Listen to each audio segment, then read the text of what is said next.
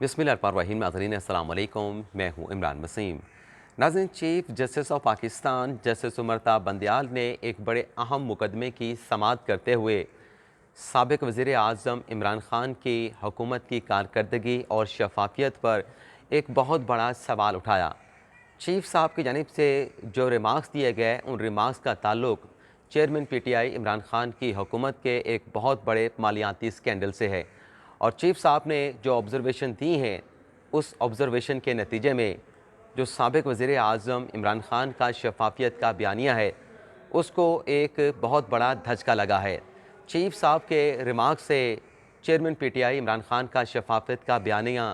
कैसे Reza Reza होके बिखर गया है, कैसे टुकड़े टुकड़े हुआ है, ये क्या मामला था, किस मुकदमे की सुप्रीम कोर्ट में समाअत थी और exactly chief justice Umar Ata Bandial की जानिब से क्या रिमार्क्स दिए गए, ये सारी तफसीलात इस प्रोग्राम में आपके साथ हम शेयर करेंगे। लेकिन इससे पहले आज के प्रोग्राम की जो दीगर अहम डेवलपमेंट्स हैं, जो दीगर हैपनिंग्स हुई हैं, उनकी तफसीलात आपकी खिदमत में पेश करेंगे। नाज़रीन, तहरीक इंसाफ जो इस्लामाबाद में जलसा करना चाहती है, अपना धरना देना चाहती है, इस हवाले से इस्लामाबाद की इंतज़ामिया को बाकायदा एक तहरीरी दरख्वास्त दी गई, लेकिन इंतज़ामिया की जानिब से पीटीआई की उस दरख्वास्त को रद्द कर दिया गया और इंतज़ामिया के इस फैसले के ख़िलाफ़ तहरीक इंसाफ ने इस्लामाबाद हाई कोर्ट से रुजू किया और हाई कोर्ट के जस्टिस आमिर फ़ारूक ने पीटीआई की इस दरख्वास्त पर समाअत करते हुए आज के रोज़ के लिए इस्लामाबाद की इंतज़ामिया को तलब किया था, उनसे जवाब मांगा था। तो आज तहरीक इंसाफ की इस दरख्वास्त के ऊपर हाई कोर्ट में दूसरी समाअत हुई है और आज की अदालती कार्रवाई में इंतज़ामिया की जानिब से एडवोकेट जनरल इस्लामाबाद जहांगीर जदून पेश हुए। उनकी जानिब से कमरा अदालत में जो सुप्रीम कोर्ट का 25 मई का पीटीआई के लॉन्ग मार्च से मुतल्लिक ऑर्डर है, उस ऑर्डर को पढ़ा गया और उस ऑर्डर को पढ़ने के बाद जो साबिक़ वज़ीर आज़म इमरान ख़ान ने सुप्रीम कोर्ट में जवाब जमा करवाया था, उस जवाब को भी उन्होंने कमरा अदालत में जब पढ़ा तो जस्टिस आमिर फ़ारूक की जानिब से एडवोकेट जनरल इस्लामाबाद से पूछा गया कि जो आप पढ़ रहे हैं, क्या ये सुप्रीम कोर्ट का ऑर्डर है? जिस पर जहांगीर जदून ने कहा कि नहीं, ये सुप्रीम कोर्ट का ऑर्डर नहीं बल्कि अदालत उज़्मा में चेयरमैन पीटीआई इमरान ख़ान की जानिब से जो जवाब जमा हुआ है, वो मैं जवाब पढ़ रहा हूँ। और फिर एडवोकेट जनरल जहांगीर जदून ने कहा कि ये एनओसी इस्लामाबाद की इंतज़ामिया से हासिल करना चाहते हैं, लेकिन इससे पहले जो 25 मई को लॉन्ग मार्च के हवाले से इमरान ख़ान साहब को, पाकिस्तान तहरीक इंसाफ को जलसे के लिए, एहतजाज के लिए जो एनओसी जारी किया गया था, उसकी वायलेशन की गई है। और फिर जहांगीर जदून ने यह भी कहा कि बाबर अवान साहब कमरा अदालत में मौजूद हैं, इनसे पूछ लें कि ये कब जलसा करेंगे, कहाँ पे जलसा करेंगे। जिस पर जस्टिस आमिर फ़ारूक ने कहा कि बाबर अवान से पूछ लेते हैं, लेकिन आप सबसे पहले ये बताएं कि अमूमी तौर पे जलसे की इजाज़त हासिल करने यानी एनओसी हासिल करने का तरीक़ाकार क्या है। एडवोकेट जनरल इस्लामाबाद ने कहा कि पार्टी की यकीन दहानी के ऊपर इस्लामाबाद की इंतज़ामिया जो है वो एनओसी जारी करती है, लेकिन गुज़िश्ता मरतबा जो शराइत ये एनओसी में मान के गए थे, उन शराइत की खिलाफ वर्जी की गई। 25 मई का जो लॉन्ग मार्च था, बजाय इसके कि उसे श्रीनगर हाईवे के H9 G9 ग्राउंड के ऊपर पड़ाव डाला जाता, लेकिन उन्होंने रेड जोन की जानिब जो है वो पेशकदमी की और वहाँ पे पीटीआई के कारकुनान ने सरकारी और निजी इमलाक को नुकसान पहुँचाया। जस्टिस आमिर फ़ारूक ने कहा कि यकीन दहानी क्लाइंट की जानिब से करवाई जाती है और जब यकीन दहानी आ जाती है तो उस पर अमल दरामद भी करना होता है। आप ये बताएं कि पीटीआई जलसा करने के लिए कौन सी जगह मांग रही है और आपके TORs क्या हैं। एडवोकेट जनरल इस्लामाबाद ने कहा कि इमरान खान के वकला की जानिब से जो सुप्रीम कोर्ट को यकीन दहानी कराई गई, उस यकीन दहानी से इमरान खान साहब मुनरफ़ हो गए हैं और अदालत उज़्मा में इमरान खान साहब ये कहते हैं कि उन्होंने 25 मई के लॉन्ग मार्च के हवाले से किसी किस्म की यकीन दहानी नहीं करवाई थी। अब की मरतबा अगर तहरीक इंसाफ कोई जलसा करना चाहती है, धरना देना चाहती है, तो रबात के मकाम पर जो टी चौक का ग्राउंड है वो हम पाकिस्तान तहरीक इंसाफ को देने के लिए तैयार हैं, वहाँ पर ये अपना जलसा कर सकते हैं। बाबर अवान साहब जो कि आज तहरीक इंसाफ की अदालत में नुमाइंदगी कर रहे थे, उनकी जानिब से कहा गया कि कंटेनर लगा के इंतज़ामिया ने पूरा शहर जो है बंद कर दिया है और आधे से ज़्यादा शहर जो है वो इन्होंने रेड जोन करार दे दिया है। यानी जो रेड जोन का एरिया था उसमें उन्होंने कहा कि एक्सटेंशन कर दी है, उसमें तौसीक कर दी है। जैसे आमिर फ़ारूक ने कहा कि हम मुकदमा का जो फैसला उसको तो हम महफूज कर रहे हैं, लेकिन साथ में उन्होंने कहा कि जो भी जगह पीटीआई को मिलेगी उसका जिम्मेदार कौन होगा, जो यकीन दहानी करवाई जाएगी उस यकीन दहानी पे पीटीआई को कंप्लाई विद करना होगा। पहले ही तहरीक इंसाफ को, उनके चेयरमैन को सुप्रीम कोर्ट में तौहीन अदालत की कार्रवाई का सामना है, तो जिम्मेदारी तो पाकिस्तान तहरीक इंसाफ को लेना पड़ेगी। शाहराएँ जो हैं वो बंद ना हो, अमन व अमा बरकरार रहे और फिर ये कोई नहीं कहेगा कि कोई अगर हंगामा हुआ तो ये कोई नहीं कहेगा कि ये लाहौर के लोग थे, कराची से आए थे, तो ये ज़िम्मेदारी पीटीआई को लेना पड़ेगी। और जस्टिस आमिर फ़ारूक ने यह भी कहा कि तहरीक इंसाफ का एहतजाज करना बुनियादी आइनी हक़ है, लेकिन शहरियों के भी हकूक़ हैं, शहरियों के हकूक़ का भी तहफ़्फ़ुज़ होना चाहिए। और जस्टिस आमिर फ़ारूक ने कहा कि पिछली मरतबा जो हुआ था अब वो नहीं होना चाहिए। तो इसके बाद अदालत ने फैसला महफूज कर लिया, लेकिन एक सवाल जस्टिस साहब ने यह भी उठाया कि आप 6 से 7 नवंबर की तारीख के लिए एनओसी जारी करने के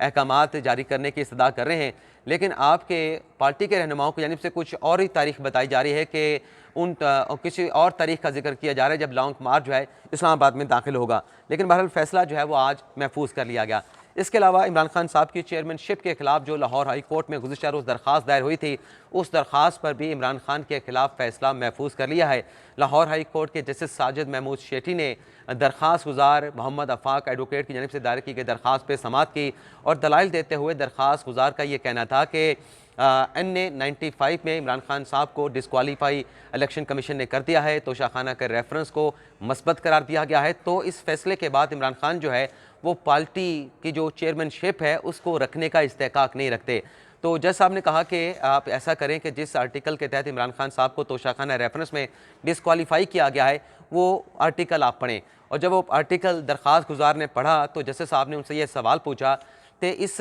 आर्टिकल का इतलाक इमरान खान पे हुआ है, तो आप कैसे कह सकते हैं कि इमरान खान साहब जो हैं अपनी पार्टी पीटीआई के जो चेयरमैनशिप है उसे कैसे रिटेन नहीं कर सकते। तो दरख्वास्त गुजार ने कहा कि मैं ये नहीं कह रहा कि मुझे फौरी तौर पे आप अबूरी रिलीफ दे दें और इमरान खान को चेयरमैनशिप से फारिग कर दें। मेरी दरख्वास्त यह है कि आप फ्री कैन को नोटिस जारी करें और जब तक ये मुकदमा डिसाइड नहीं होता इमरान खान साहब पार्टी की जो चेयरमैनशिप है उसको रिटेन कर सकते हैं। लेकिन जज साहब ने कहा कि सबसे पहले तो हम इस दरख्वास्त के काबिल समात होने का फैसला करेंगे और फिर अदालत की जानिब से इस मामले पर जो फैसला है वो महफूज कर लिया गया। इसके अलावा नाज़रीन, आज इस्लामाबाद हाई कोर्ट में आज़म सवाती की ज़मानत मनसूखी के हवाले से जो FIA ने अपील दायर की थी उस पर भी जस्टिस आमिर फ़ारूक की अदालत में समाअत हुई है। और इस केस में राजा रिजवान अब्बासी जो कि स्पेशल प्रोसिक्यूटर हैं वो जज साहब के सामने पेश हुए और उनका ये कहना था, नामजद चीफ जस्टिस के सामने पेश हुए, राजा रिजवान अब्बासी का ये कहना था कि स्पेशल अदालत ने अपने दायरा अख्तियार से तजावज़ करते हुए आज़म सवाती साहब को एक हसास मुकदमे में ज़मानत पर रिहा करने का हुक्म दिया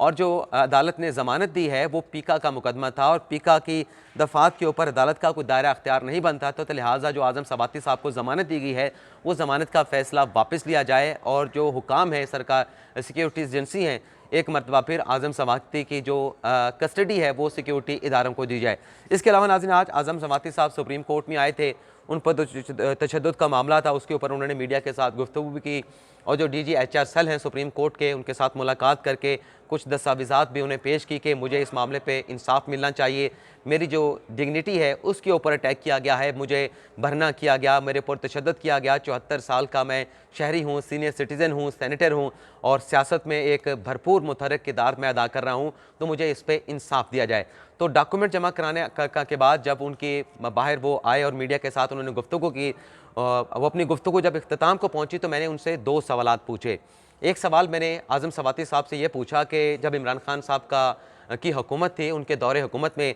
आपके ऐसे बयानात मौजूद हैं जब खान साहब के सियासी मुखालफिन कतई नज़र इस बात के कि उनका किस सियासी जमात के साथ ताल्लुक़ था, जब वो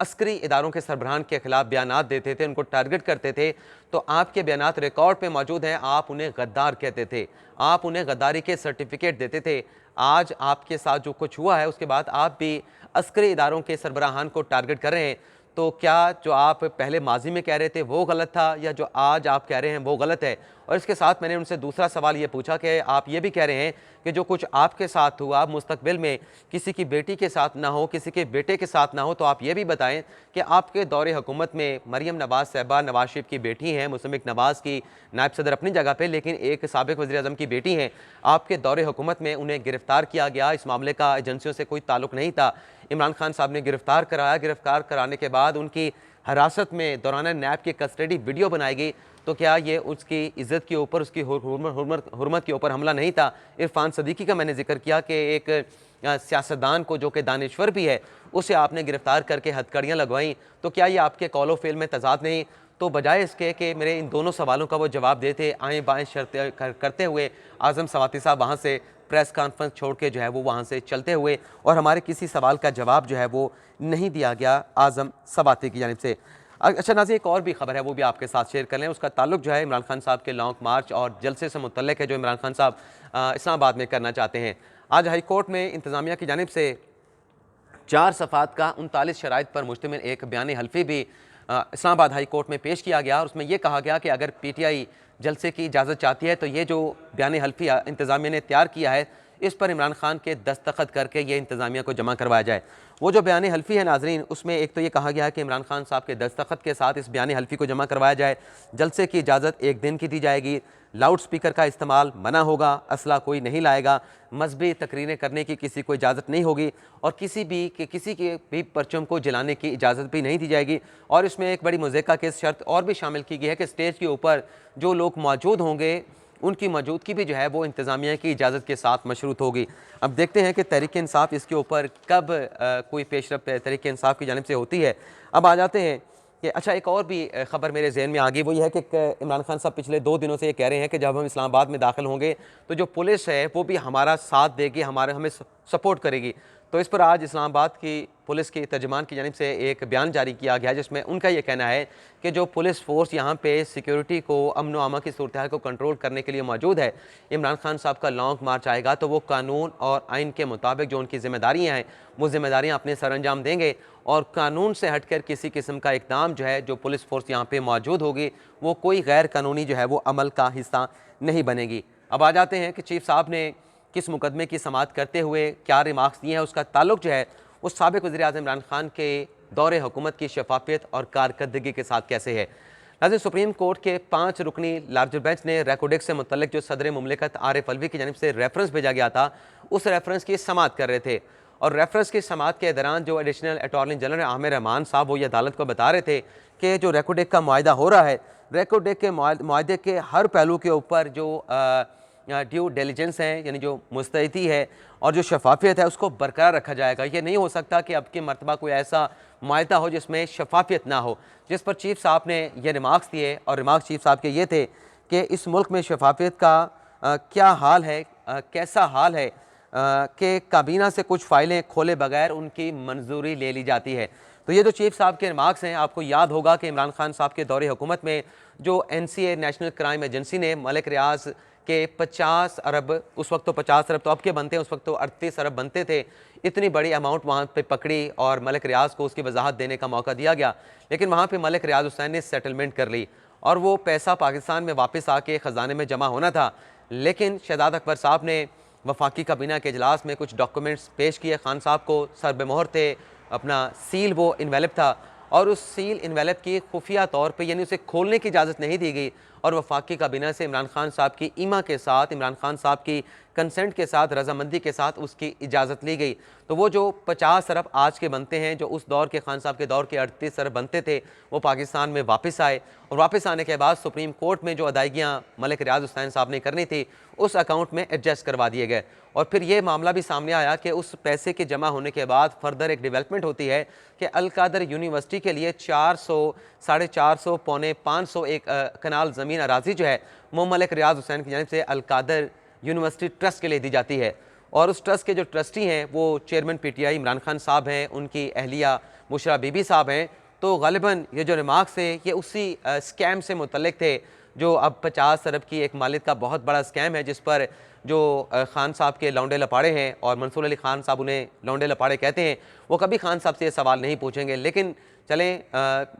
हम तो ये सवाल पूछते रहते हैं और अब सुप्रीम कोर्ट में भी उसी मामले के ऊपर जो वफाकी काबीना के इजलास में इस मामले की बगैर दिखाए, बगैर उस डॉक्यूमेंट्स को खोले मंजूरी दी गई, तो उस पर chief justice of Pakistan justice Umar Bandial ने बड़ा अहम सवाल उठाया है। तो अब से ज़्यादा चाहेंगे अल्लाह ताला हम सब का हामी नासिर हो। अपनी ढेर सारी दुआ में याद रखिएगा।